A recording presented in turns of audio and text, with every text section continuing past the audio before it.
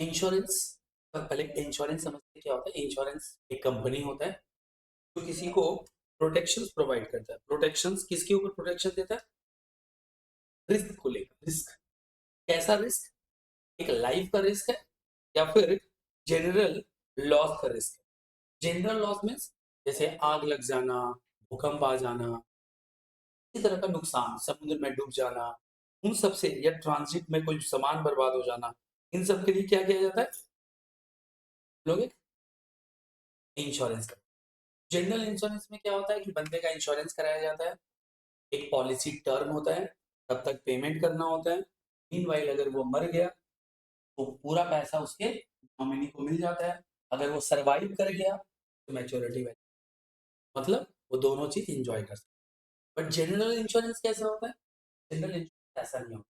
Like जैसे health insurance कैसा होता है, टर्म लाइफ इंश्योरेंस कैसा होता है। हेल्थ इंश्योरेंस 1 ईयर के लिए कराओ, बीमार पड़े तो पैसा मिलेगा। लेकिन अगर बीमार नहीं पड़े, 1 साल के बाद कुछ नहीं मिलेगा। टर्म लाइफ भी वैसे ही होता है। वैसे ही जनरल इंश्योरेंस कैसे होता है, वैसे ही जनरल इंश्योरेंस होता है। जनरल इंश्योरेंस में भी मान लो मेरे गोडाउन में सामान रहता है, आग लगने का डर है, चोरी होने का डर है, समुद्र से माल ला रहे हैं, समुद्र में डूबने का डर है, रास्ते में ला रहे हैं, एक्सीडेंट होने का डर है, आग लगने का डर है, तो उसका हम लोग क्या करते हैं? इंश्योरेंस कराते हैं। तुम लोग ट्रेन में भी जाते हो, टिकट काटते हो, तो तुम्हारे पास भी इंश्योरेंस करवा दिया जाता है। अगर ट्रेन में कोई हादसा हो तो नहीं कवर। उसके लिए तुम्हें प्रीमियम देना होगा, तुम्हें बताना होगा तुम कितने का कवरेज ले रहे हो। जितना कवरेज ले रहे हो उतने का ही नुकसान मिलेगा, और जितना ज्यादा कवरेज लोगे ज्यादा, कम कवरेज रहेगा एम भी कम रहेगा। इसमें बर्बाद होने का ज्यादा डर है, रिस्क ज्यादा है। क्या होता है जिस बिजनेस में रिस्क कम है, हाँ, जैसे मान लो तुम पेट्रोल वगैरह रखते हो, वहाँ आग लगने का चांसेस ज्यादा है ना कम, तो इंश्योरेंस प्रीमियम ज्यादा आएगा ना कम। मान लो कि मैं कपड़ा का व्यापारी हूँ, कपड़ा रख रहा हूँ, कपड़ा में आग लगने का चांसेस भी कम है। क्लियर है क्या? तो इन जनरल इंश्योरेंस हम लोग अभी जो पढ़ने वाले हैं वो जनरल इंश्योरेंस पढ़ने वाले हैं, क्योंकि बिजनेस के पॉइंट ऑफ व्यू से हमें इंश्योरेंस वाला पार्ट देखना है। जो जनरल इंश्योरेंस होता है उसमें भी हमें दो पढ़ना है, दो पार्ट पढ़ना है। पहला पार्ट क्या है? Loss of stock. और दूसरा क्या है? लॉस ऑफ स्टॉक होता है कि आग लगा, सामान जल गया, जलने से जो नुकसान हो गया, उस नुकसान की भरपाई, जितना सामान मेरा जल गया उसको बोलते हैं लॉस ऑफ स्टॉक। उसके लिए इंश्योरेंस करवाना। लॉस ऑफ प्रॉफिट क्या होता है कि मान लो मेरे गोडाउन में आग लग गई, सामान तो जल गया, वो तो एक मुद्दा है। उसके बाद एक और लॉस होता है। अब तुम्हारे पास सामान बेचने का है नहीं, तो दुकानदारी कैसे करोगे? कस्टमर आएगा, घूम के चला जाएगा, सामान नुकसान हुआ, प्लस उस सामान का बेच के जो कमाते वो भी तो नुकसान हुआ। तो उसका दुकान 2 महीने, 3 महीने, 4 महीने दुकान नहीं चलेगा, फिर रेनोवेट कराएगा, फिर स्टॉक लाएगा, फिर बेचेगा, तब तक जो कस्टमर है कहीं और शिफ्ट हो जाएगा, नुकसान हो रहा है कि नहीं? तो बोलते हैं लॉस ऑफ। जो प्रॉफिट कमाते हैं उसका भी नुकसान हो रहा है, इंश्योरेंस कंपनी बोलता है तभी इंश्योरेंस करवा लो, कम प्रॉफिट होगा। ठीक है? फिर हुआ कि नहीं? आग लगने के बाद बिजनेस डिस्टर्ब होता है ना, स्मूथली चलता रहता है। जब डिस्टर्ब हो जाएगा तो प्रॉफिट कम होगा ना ज्यादा होगा? कम होगा। उस प्रॉफिट से बचने के लिए क्या करवाया जाता है? इंश्योरेंस का नाम होता है लॉस ऑफ प्रॉफिट। इसका नाम क्या रहेगा? Loss of profit. इसके बाद जितने का इंश्योरेंस करवाओगे, तो मान लो मेरे गोडाउन में 1 लाख का माल रहता है, मेरा पॉलिसी वैल्यू 1 लाख होगा। ठीक है सर, गोडाउन में हम 30,000 कराएंगे, 1 लाख का माल चल रहा है, जितना करवाए हो नहीं मिलेगा। वो लोग अगर हम 1 लाख का इंश्योरेंस करवा लिए, 10,000 का मेरे गोडाउन में है, तो आग लग गया, तो जितना नुकसान हुआ उतना ही मिलेगा, 1 लाख थोड़ी मिल जाएगा। मतलब इंश्योरेंस प्रॉफिट कमाने के लिए थोड़ी किया जाता है, इंश्योरेंस लॉस से प्रोटेक्ट करने के लिए। याद रखना, इंश्योरेंस से तुम्हारे नुकसान से ज्यादा पैसा नहीं आएगा, नुकसान से कम, नुकसान से। तो बहुत सारा चीज है, जैसे मान के चलो तुम्हारा गाड़ी है, तुमने उसका इंश्योरेंस करवा लिया, तो चलो गाड़ी को जाके ठोक दे, गाड़ी ठोक, अब उसके बाद ठीक कराओगे, सारा पैसा थोड़े मिलेगा। तो बोलेगा ये इंश्योरेंस का पार्ट नहीं है, वो पार्ट नहीं है। पता चलेगा तुम्हारा खर्चा होगा 1 लाख रुपया ठीक कराने में, कंपनी 80,000 दे देगा। तो हर आदमी क्या करता है, अपना बाइक में काम करवाना होता है जाके ठोक देता है, तो सब काम करवाना ऐसा थोड़े होता। इंश्योरेंस प्रॉफिट अर्न करने के लिए, इसलिए बाकायदा वो लोग प्रॉपरली करेगा, ऑफिसर है चेक करेगा, ये भी देखेगा कि फॉल्स आग तो नहीं लगा दिया गया, जानबूझकर तो नहीं लगा दिया गया, फॉल्स क्लेम तो नहीं कर, चेक करने के बाद ही देगा। लोगों का फॉरेंसिक टीम रहेगा, उसके लिए हमारा पॉलिसी वैल्यू से ज्यादा मिलेगा, पॉलिसी वैल्यू का इंश्योरेंस लोगे नहीं तो होगा। मान लो किसी ने हेल्थ इंश्योरेंस कराया 10 लाख, वो बीमार पड़ा उसने खर्चा कर दिया 15 लाख, 10 ही लाख मिले। वो बीमार पड़ा और खर्चा 1 ही लाख का, बड़े बोलेगा मैं हॉस्पिटल से आया मेरे को 10 लाख दो, क्लियर है? हाँ,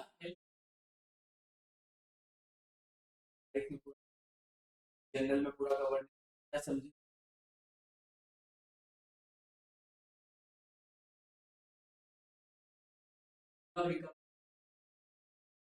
हेल्थ में भी पैसे होगा, पूरा पैसा थोड़ी मिलता है कि बेड रेंट 2,000 से ज्यादा नहीं, अब तुम अच्छा वाला बेड ले लिया 5,000 रुपया पर डे तो मिलेगा, रहेगा कि वो मतलब जो तुम्हारा एम्बुलेंस है उसका भाड़ा 1,500 से ज्यादा नहीं, वहाँ पे लिखा रहेगा कौन बीमारी का भी मिलेगा, फिर वो तो अलग मैटर है, बोल रहा हूँ ज्यादा नहीं मिलेगा।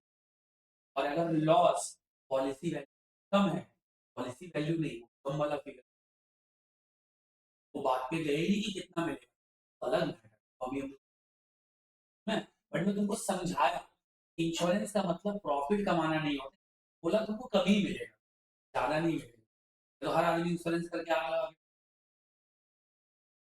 इंश्योरेंस लेना प्रॉफिट कमाना नहीं होता। अभी सबसे पहला जो हम लोग स्टार्ट करेंगे वो पार्ट रहेगा लॉस ऑफ स्टॉक।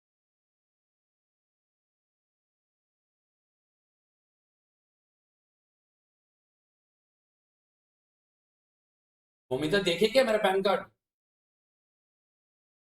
मेरे को भेज दो व्हाट्सएप से।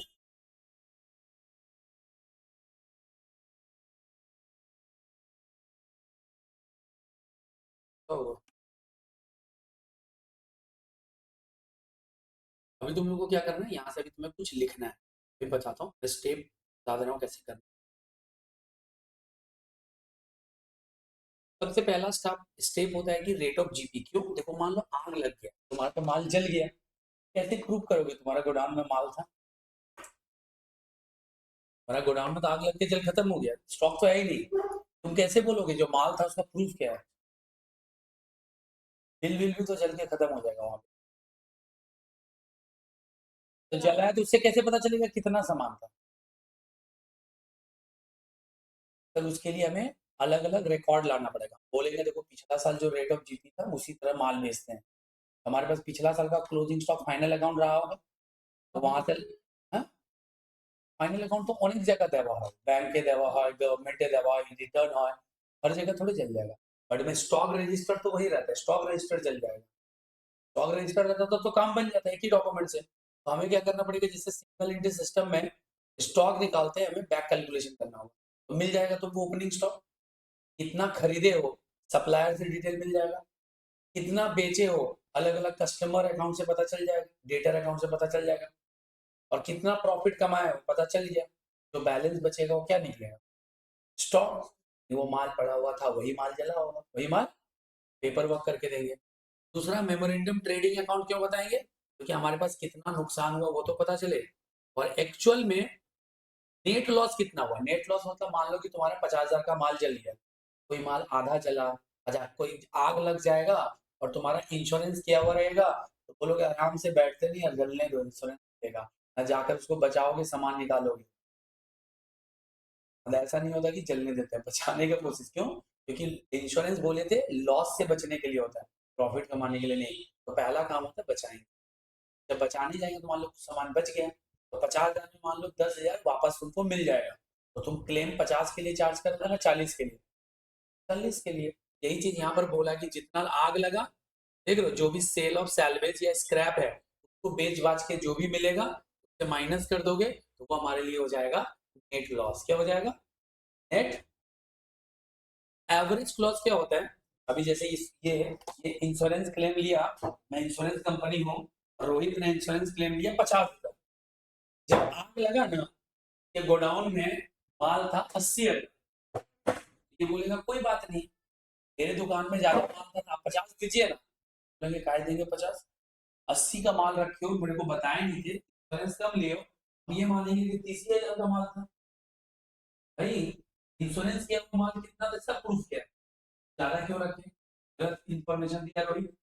रोहित बोलेगा अरे कोई बात नहीं सर, मेरा 50 तो जला, हमने नहीं देंगे, हिसाब से क्यों देंगे, मेरे को गलत बताया। तो बोलेंगे कि नहीं, मतलब कम माल जला है, आधा ही माल था, 30,000 था, 30,000 था, कुछ भी बोलेंगे, हम दोनों के बीच में लफड़ा होगा।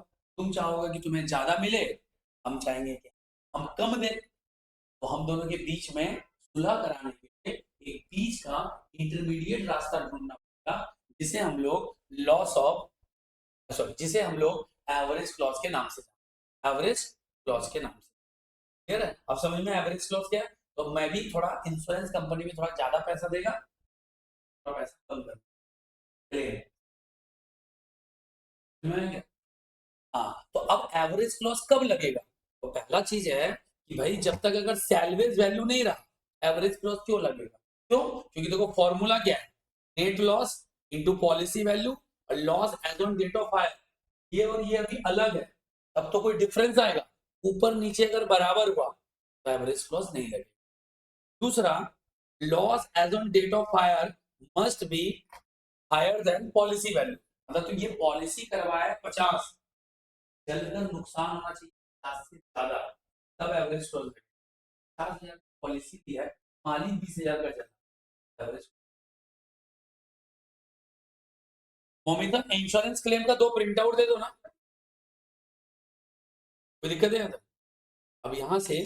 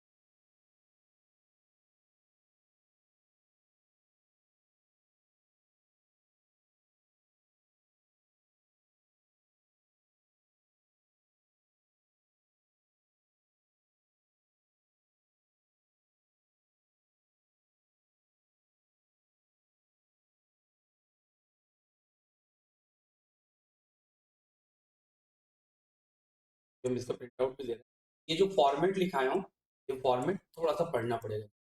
और यहाँ पर क्या है, पूरा टेक्निकल है, मतलब पूरा सब कुछ स्टेप सही करोगे पूरा मार्क्स मिलेगा। The godown of Kapil brothers caught fire on 15 June, record sales from fire show the following details. हमें ओपनिंग क्लोजिंग पिछले साल का पता चल गया, परचेज वगैरह पता चल गया। तो 2009 का सेल्स है ना, उसमें goods drawn by owner 10,000 at selling price. Purchase of machinery हुआ था, इंक्लूडेड इन परचेज, गलती से जुड़ा हुआ है। ग्रॉस प्रॉफिट रिमेन यूनिफॉर्म, जो पिछला साल का रेट ऑफ जीपी है वही होगा। और हमने स्टॉक सैल्वेज कर लिया, मतलब स्टॉक बचा पाया था। और हमारा जो इंश्योरेंस क्लेम है, इंश्योरेंस का पॉलिसी वैल्यू है, वो मेरा 60,000 का। हमें निकालना है कि कितना इंश्योरेंस क्लेम होगा। यहाँ पर क्या करना है, तो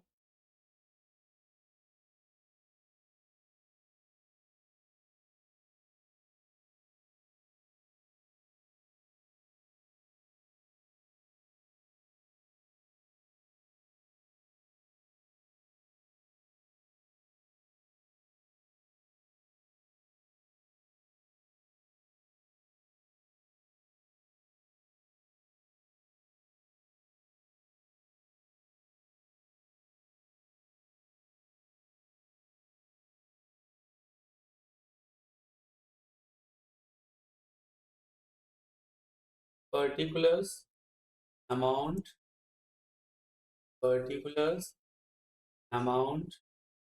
डेबिट क्रेडिट, ये हो जाएगा debit credit particulars amount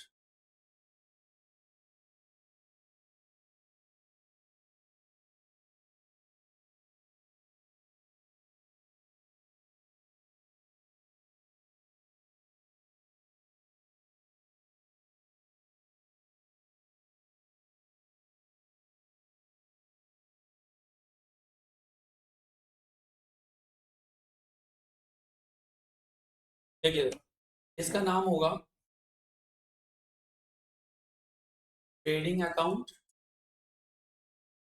for the year ended, और ये होगा memorandum trading account, memorandum trading account, और ऊपर लिखना फॉर द पीरियड फ्रॉम जो भी डेट रहेगा, कब से कब तक, 1 जनवरी से आग कब लगा था, 15 जून, फ्रॉम, अथवा जगह लिखे लिखना 1 जनवरी 2000 क्या था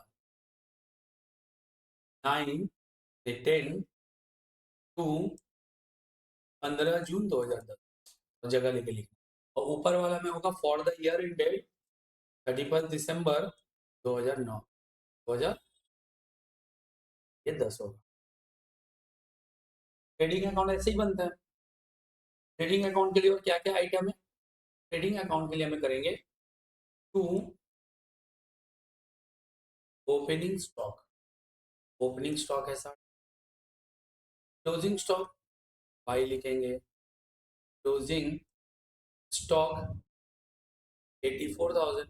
अच्छा, जो लास्ट ईयर का क्लोजिंग स्टॉक है वो अगले, इधर स्क्रीन पे देखो, जो लास्ट ईयर का क्लोजिंग स्टॉक है वो अगले साल के लिए क्या बन जाएगा, ओपनिंग स्टॉक।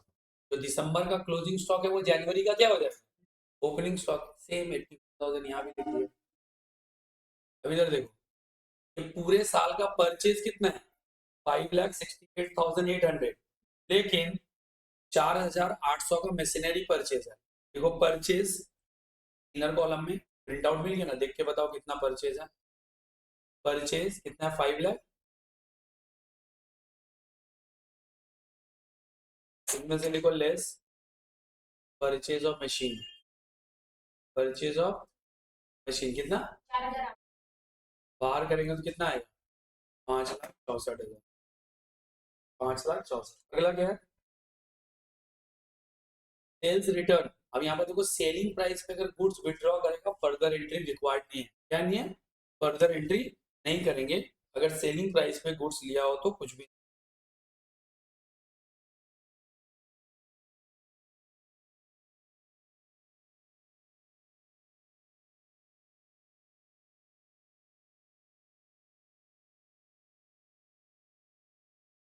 अगला है sales during the year 7,20,000 by sales 7,00,000। Next purchase from January to 15 June, मतलब जनवरी टू आग लगने का डेट 1,80,500, ये वाला में लिखेंगे परचेज 1,10,500, जनवरी से आग लगने वाला डेट। फिर है सेल्स फ्रॉम जनवरी टू 15 जून, यहाँ पे लिखेंगे बाई सेल्स, फिगर कितना है, चेक करो जनवरी टू जून का फिगर कितना है,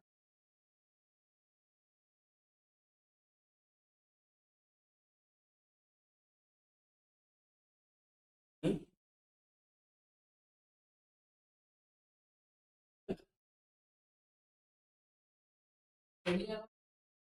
ওটা ট্রেডিং ওর নাম মেমোরেন্ডাম, ওটা শর্ট পুরো বছরের হচ্ছে না বলে মেমোরেন্ডাম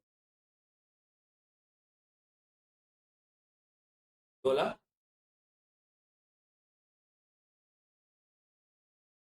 হুম, আর 10-টাও করবো ट्रेडिंग सेल्स है 2,46,000, लिख देंगे 2,46,000। Take any other adjustment, there is no further adjustment, तुमको क्या करना है, कोई फर्दर एडजस्टमेंट नहीं है, तो तुम्हें निकालना पड़ेगा यहाँ से ग्रॉस प्रॉफिट, निकालो ग्रॉस प्रॉफिट, जाएगा 2 ग्रॉस प्रॉफिट।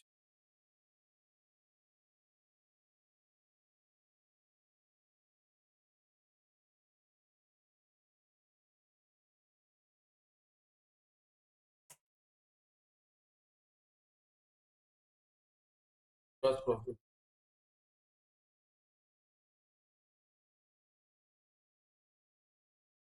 1,00,000, नीचे लिखेंगे 1,80,000, यहाँ लिख दो 1,80,000 ग्रॉस प्रॉफिट। के नीचे या कहीं और जगह पे वर्किंग में कर सकते हो rate of GP by sale 100, कितना परसेंट है? 25%।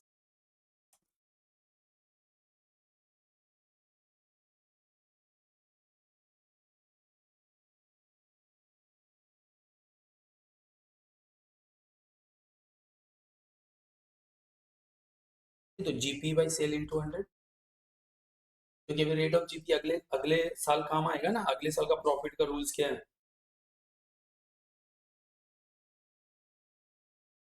मशीनरी, क्योंकि मशीन तो कैपिटलाइजेशन होता है ना। हो गया, डन नहीं आता। अब नीचे वाला जो ट्रेडिंग अकाउंट है इधर देखो, यहाँ भी हमें डालना पड़ेगा ग्रॉस प्रॉफिट। लिखेंगे 2 ग्रॉस प्रॉफिट। क्यों निकाले समझ में आया? हम तो यहाँ ग्रॉस प्रॉफिट निकालेंगे 25% ऑफ 2,46,000। निकालो कितना है?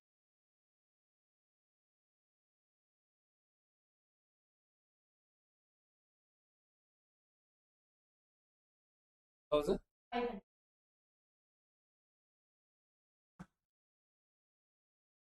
लिख देंगे। तो बच गया वो क्या कहलाएगा? By closing stock. मुझे टाइम है ट्रेंड का। By closing stock balancing figure कितना आएगा बताओ, एक कर लो मुझसे।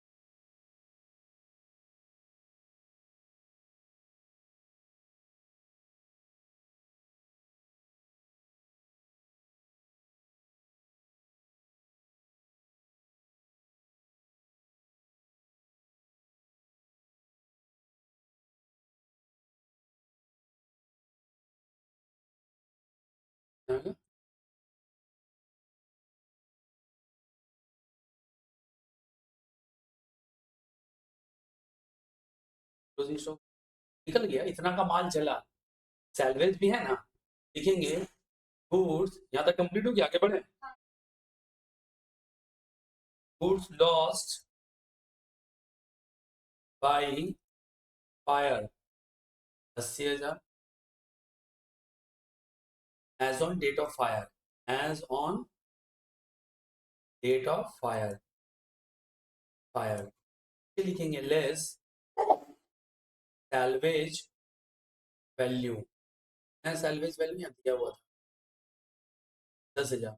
सैलवेज वैल्यू को माइनस, हो गया net loss of, net loss of stock 70 हो गया। अगला क्या है? अगला है कि हमें एवरेज क्लॉज लगेगा कि नहीं। पॉलिसी वैल्यू कितना है? पॉलिसी वैल्यू कितना है? 60,000। अब लॉजिक समझ, एवरेज क्लॉज लगने का दो कंडीशन। पहला कंडीशन है सैलवेज वैल्यू होना चाहिए है 10,000। दूसरा है मेरा जो loss on date of fire है वो पॉलिसी वैल्यू से ज्यादा होना चाहिए। लॉस कितना हुआ है? 80,000। पॉलिसी वैल्यू कितना है? दोनों कंडीशन सेटिस्फाइड हो गया, एवरेज क्लॉज लगेगा कि नहीं? लगेगा। एवरेज क्लॉज यहाँ पे लगाएंगे, देखो net claim, net claim as per average clause. Net claim as per average clause क्या होगा, कैसे निकालेंगे?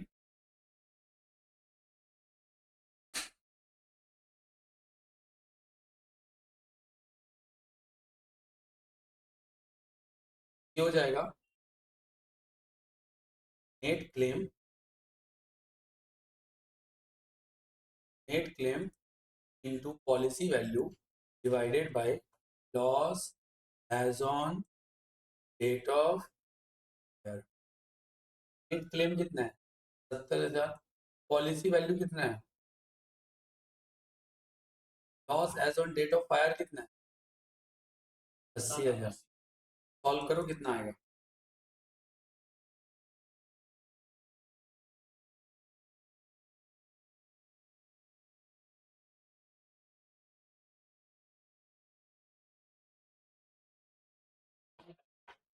$52,000 हो गया आंसर। ये निकालना है, इतने का क्लेम एडमिट होगा। और कितने का क्लेम एडमिट होगा? बस इतने का ही क्लेम एडमिट होगा, इससे ज्यादा नहीं।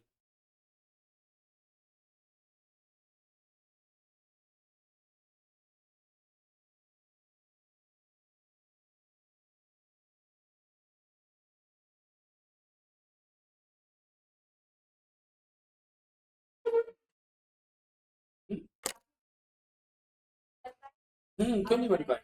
घर पे करना। हाँ तुम बोलो, तुमको कौन सा समझ में नहीं है फिर से। ये पहला वाला ट्रेडिंग अकाउंट क्लियर है क्या? हाँ, कौन डाटे? खींचो ना, मतलब पूरी यहाँ टोटल करो। ट्रेडिंग अकाउंट नहीं बनाया? ट्रेडिंग अकाउंट, ट्रेडिंग अकाउंट का बैलेंसिंग है तो ये निकला बैलेंसिंग फिगर, ग्रॉस प्रॉफिट।